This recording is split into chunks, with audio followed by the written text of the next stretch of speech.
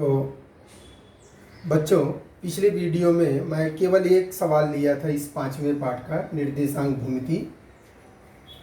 ये पहला सवाल हम लोगों ने हल किया था।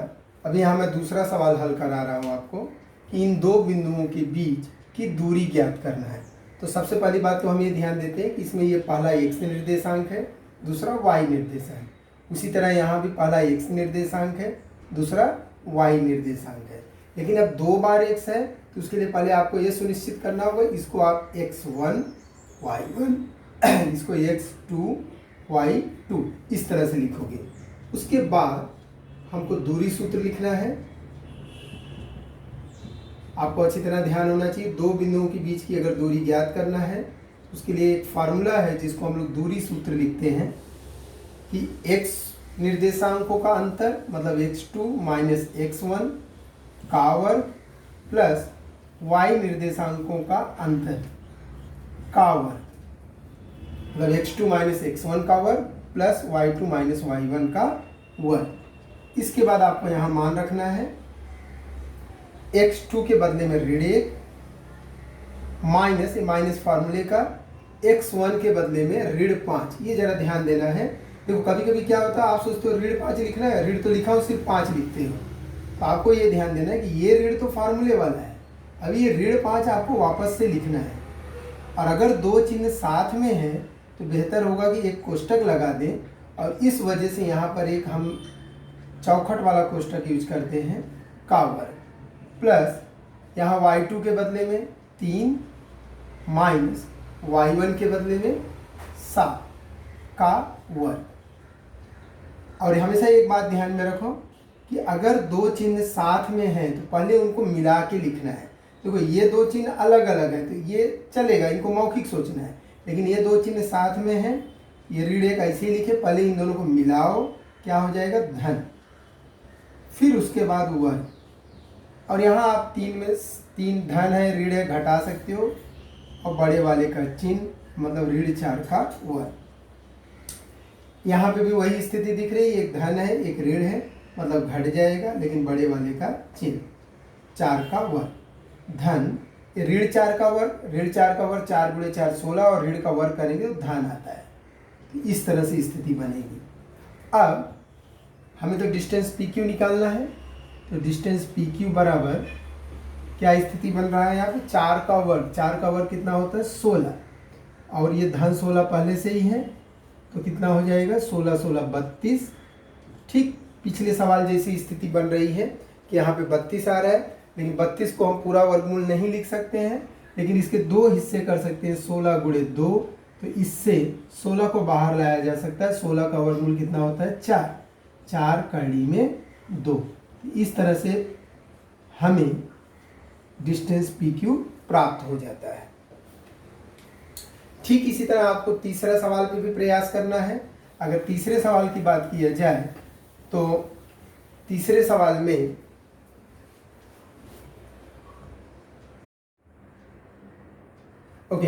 इस तीसरे सवाल में फिर से आपको ये ध्यान देना है कि यहाँ पर 0, ऋण 3 और 0,5/2 ये दो बिंदु हैं R और S, दोनों के बीच की दूरी ज्ञात करना है। ये पहला निर्देशांक x1 y1, यहाँ पे ये x2 ये y2। ये हमेशा पहले सुनिश्चित कर लिया करो कि इसमें ये पहला x है दूसरा y है, और उसमें भी ये ध्यान देना है कि इसको हम x1 y1 लिखते हैं, इसको x2 y2 लिखते हैं। उसके बाद आपको दूरी फार्मूला इस्तेमाल करना है कि आपको RS की दूरी ज्ञात करना है। यहाँ मैं RS लिख दिया, और उसके बाद मान रखना है x2 के बदले में 0, x1 के बदले में 0, मतलब ये वाला पड़ाव तो बहुत आसान निकला। y2 के बदले में 5/2 माइनस, माइनस ए फार्मूले का, और y1 के बदले में -3। फिर से देखो दो चिन्ह साथ में है तो बेहतर होगा कि उसके लिए एक अलग कोष्टक दो और इसके लिए एक अलग कोष्टक दिया जाए। अब 0 में से 0 घटाओगे तो 0 ही आएगा, धन,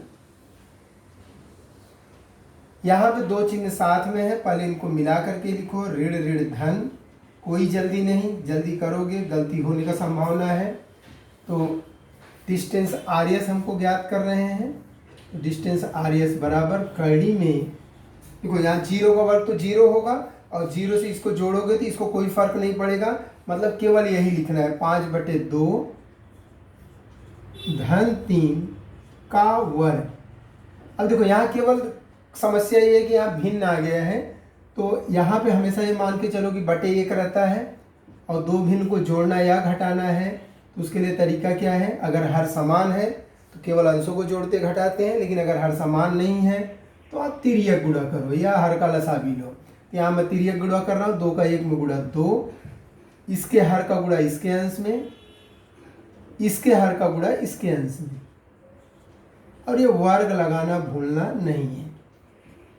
अब यहाँ पे 11/2 का वर्ग, लेकिन फिर क्या है उसके बाद ये वर्गमूल।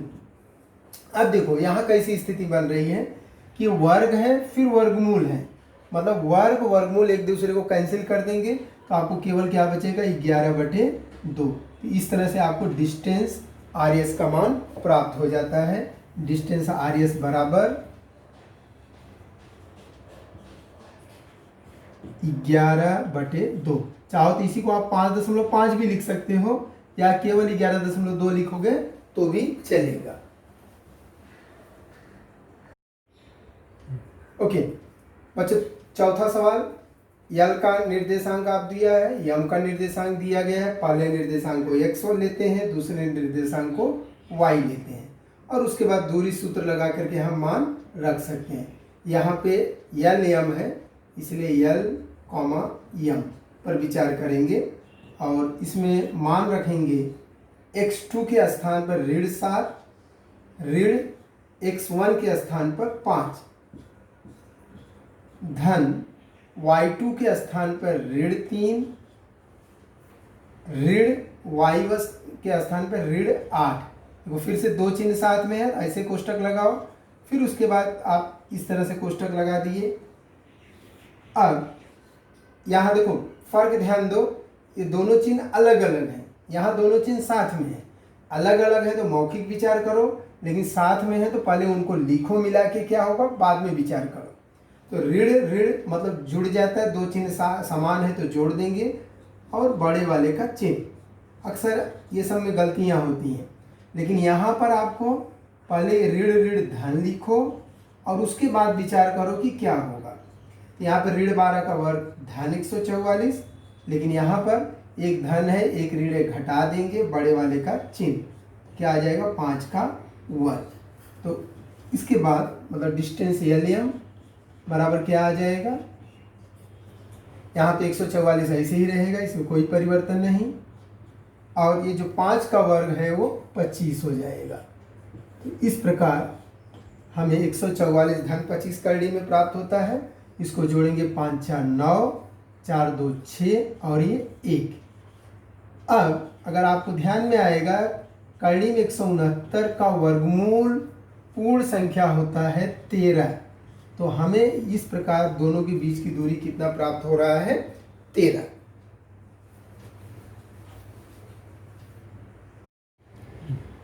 ओके, यहाँ 5वें प्रश्न में फिर से दो बिंदु दिए गए हैं, दोनों के बीच की दूरी ज्ञात करना है। तो हम दूरी सूत्र लगाते हैं कि दूरी सूत्र के हिसाब से डिस्टेंस टी आर, डिस्टेंस यहाँ पे टी आर की बात होगी, डिस्टेंस टी आर बराबर ये फार्मूला बनता है। इस फार्मूले में आपको मान रखना है x2 का मान 9 माइनस x1 का मान ऋण 3। ध्यान दो ऋण 3 तो अलग से लिखे, कोष्टक लगाएं, फिर इस तरह से लिखें, धन y2 का मान ऋण 10, ऋण ये फार्मूले वाला ऋण y1 का मान 6। अब यहाँ दो चिन्ह साथ में है, पहले उनको मिला के लिखो 9 धन 3, फिर उसके बाद वर्ग, और यहाँ पर दो चिन्ह अलग अलग हैं तो इनको मिला के लिखना नहीं है, नहीं तो ये दिमाग में आएगा ऋण ऋण धन लिखें, यहाँ पे ऋण धन लिखेंगे, गलत हो जाएगा। साथ में है चिन्ह तो मिला के लिखो, अलग अलग है तो मिला करके सोचो कि चिन्ह समान है, जुड़ जाएगा, लेकिन बड़े वाले का चिन्ह आ जाएगा। और उसके बाद ये पूरे का वर्गमूल, कभी कभी ये वर्गमूल लगाना आप भूल जाते हो। यहाँ 9 और 3 12 का वर्ग और यहाँ पर 16 का वर्ग करोगे तो 256 और ऋण का वर्ग करेंगे तो धन आ जाएगा। तो इस हिसाब से हमें डिस्टेंस TR प्राप्त होगा। करनी में यहाँ 12 का वर्ग 144 धन 256, आप इन दोनों को जोड़ दोगे 400 आएगा। तो इस आधार पे हम कह सकते हैं कि डिस्टेंस TR बराबर 400 का वर्गमूल, और 400 का वर्गमूल कितना होता है 20। तो केवल आपको चिन्हों को सावधानी से ध्यान में रखना है, मान लिखने में गलती नहीं करना है। आप बहुत आसानी से इस प्रकार के सवाल को हल कर सकते हो। ओके, यहाँ लास्ट क्वेश्चन इस प्रश्न नंबर 1 का कि दो बिंदु हैं W और X, दोनों के बीच की दूरी ज्ञात करना है। तो ये इसका X निर्देशांक जिसको x1 हमने मान लिया, ये इसका Y निर्देशांक, ये इसका X निर्देशांक इसको x2 हमने मान लिया, और ये दूसरा हमेशा Y निर्देशांक होता है उसको हमने y2 मान लिया। अब उसके बाद हमें दूरी ज्ञात करना है, तो दूरी सूत्र हमने इस्तेमाल किया, और दूरी सूत्र के अनुसार यहाँ पे W और X के बीच की दूरी ज्ञात करना है। तो x2, यहाँ पे x2 का मान क्या होगा, अगर आप ध्यान दोगे, देखो ये कंफ्यूज मत होना, ये x बिंदु का नाम है और ये x उस x अक्ष पे x निर्देशांक है। तो बिंदु का नाम हमेशा कैपिटल लेटर में लिखा होता है, जबकि ये x1 और x2 स्मॉल लेटर में लिखे गए हैं। और यहाँ x2 का मान कितना है 11 ऋण x1 का मान ऋण 7/2। तो देखो दो चिन्ह साथ में, कोष्टक लगाओ, उसके बाद ये चौखट वाला कोष्टक का इस्तेमाल करो, और यहाँ y2 का मान 4, y1 का मान भी 4, तो 4 ऋण 4 इस तरह से लिख दिए। अब फिर से आपको ध्यान देना है, दो चिन्ह साथ में, पहले उनको मिला के लिखो, ऋण ऋण धन। और यहाँ पर चीज बहुत आसान हो जा रहा है, 4 ऋण 4 0 का वर्ग।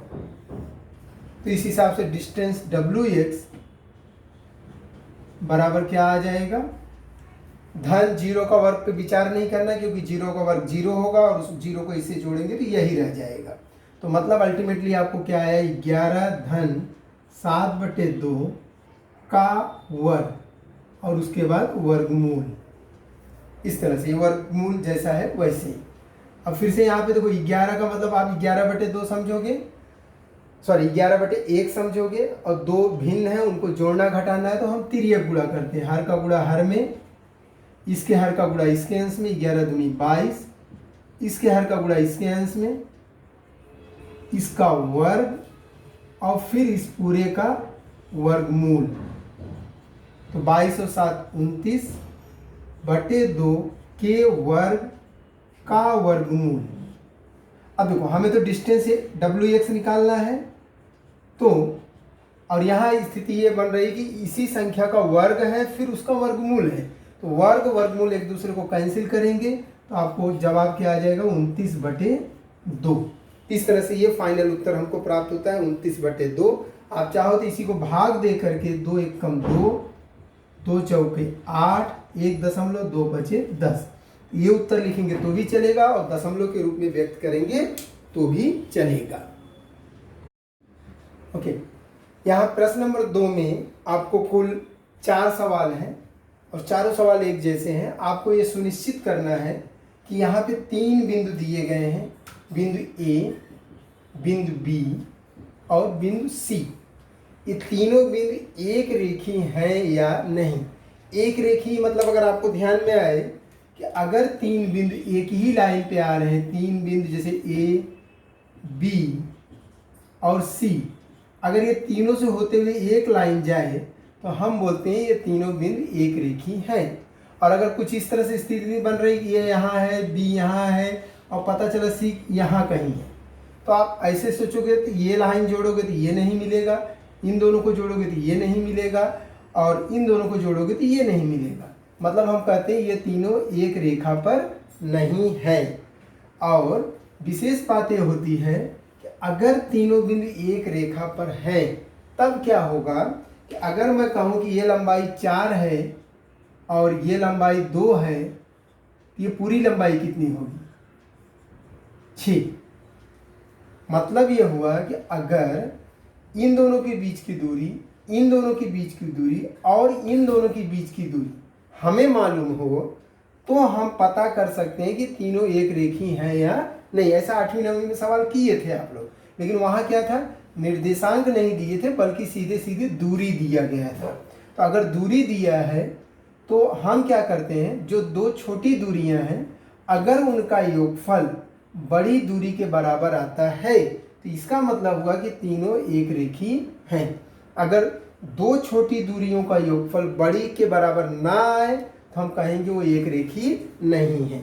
इस आधार पे हम सुनिश्चित कर सकते हैं कि तीनों बिंदु एक रेखी हैं अथवा नहीं। मतलब क्या हुआ कि सबसे पहले हम दूरी ए बी ज्ञात करना होगा, दूरी बी सी ज्ञात करना होगा और दूरी ए सी ज्ञात करना होगा। तो अगर ए और बी पे विचार किया जाए तो ए का निर्देशांक 1,3, बी का निर्देशांक 2,5।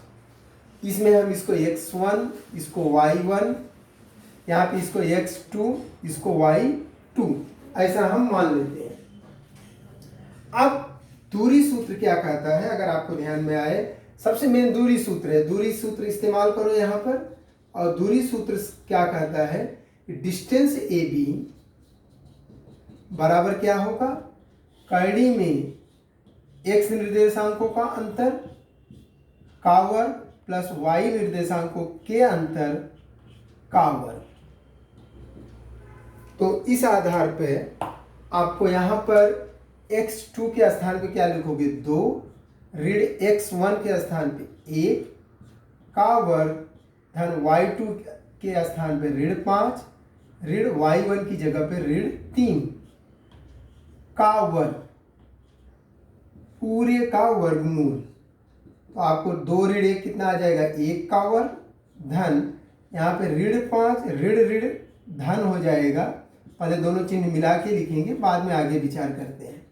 यहाँ 1 का वर्ग 1, यहाँ पे ऋण 5 धन 3, 1 धन 1 ऋण 1 घट जाएगा और बड़े वाले का चिन्ह।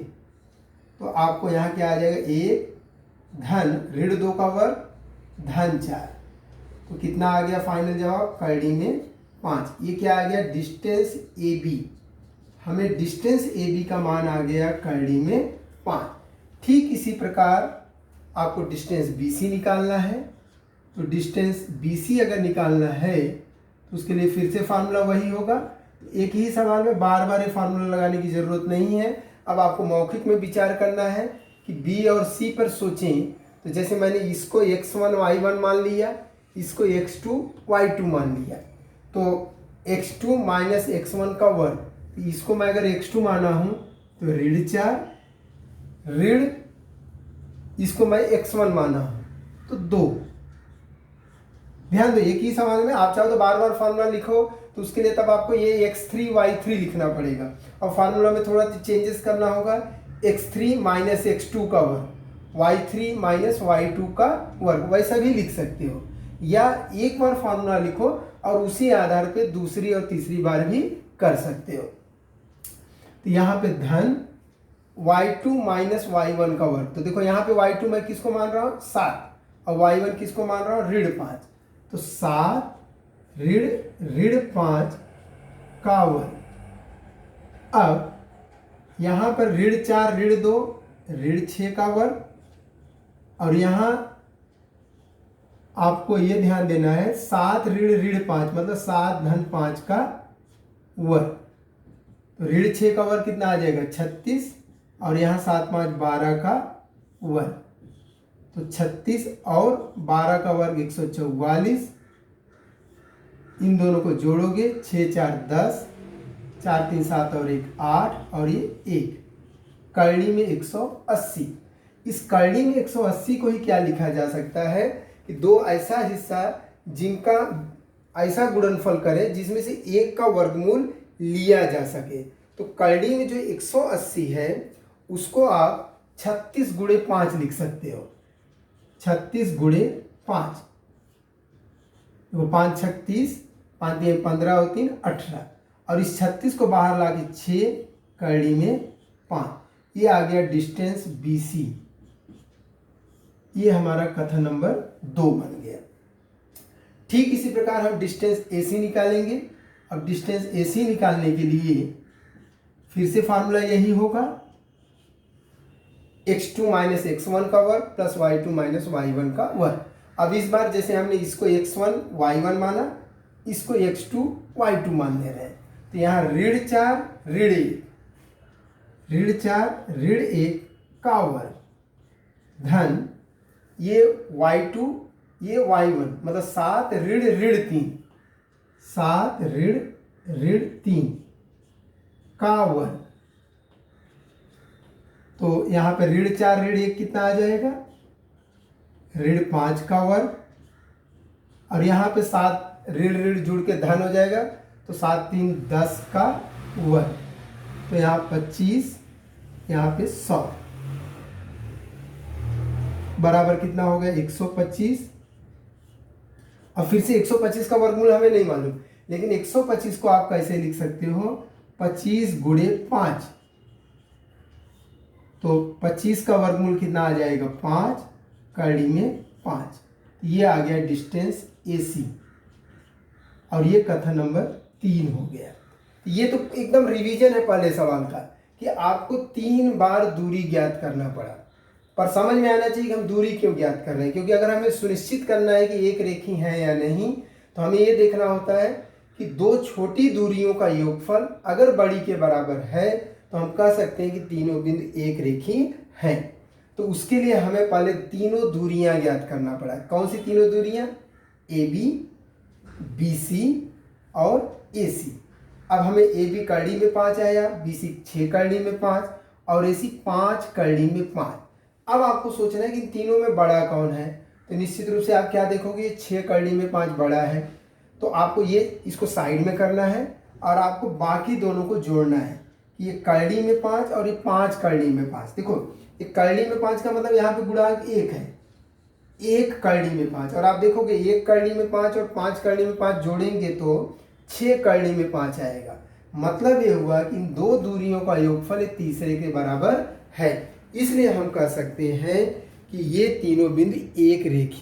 हमेशा सबसे पहले मौखिक रूप में सोच लो कि बड़ा कौन सा है और उसको साइड में रखना है, बाकी 2 जो छोटे हैं उन्हीं को जोड़ना है। मतलब कथन 1 और 3 को जोड़ने पर, कथन 1 और 3 को जोड़ने पर, याद रखो हमेशा जरूरी नहीं कथन 1 और 3 ही जोड़ना पड़े, जो 2 छोटे हैं उन दोनों को जोड़ना होगा। तो आपको क्या मिलेगा, डिस्टेंस AB प्लस डिस्टेंस यहाँ पर AC बराबर कड़ी में 5 धन 5 कड़ी में 5। तो यहाँ पे देखो 1 है, तो 1 और 5 6 कड़ी में 5। इसको हम कथन नंबर 4 लिख देते हैं। और कथन 2 और 4 की जब हम तुलना करते हैं तो हम कह सकते हैं कथन 2 और 4, कथन 2 और 4 के आधार पे कहा जा सकता है कि डिस्टेंस BC बराबर है डिस्टेंस AB धन डिस्टेंस AC। और अगर बराबर आ गया तो हम कह सकते हैं इसलिए बिंदु A, B तथा C एक रेखीय बिंदु हैं।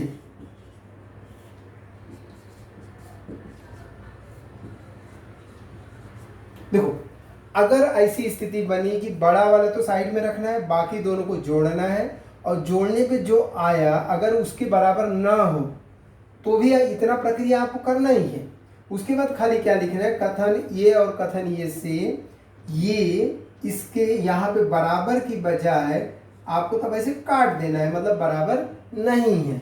और बराबर नहीं है इसलिए आपको लिखना है एक रेखीय नहीं है। बराबर है तो लिखना है एक रेखीय है, बराबर नहीं है तो आपको लिखना है एक रेखीय नहीं है। तो इसके आधार पे आप क्वेश्चन नंबर 2 का दूसरा, तीसरा, चौथा स्वयं से ट्राई कर सकते हो।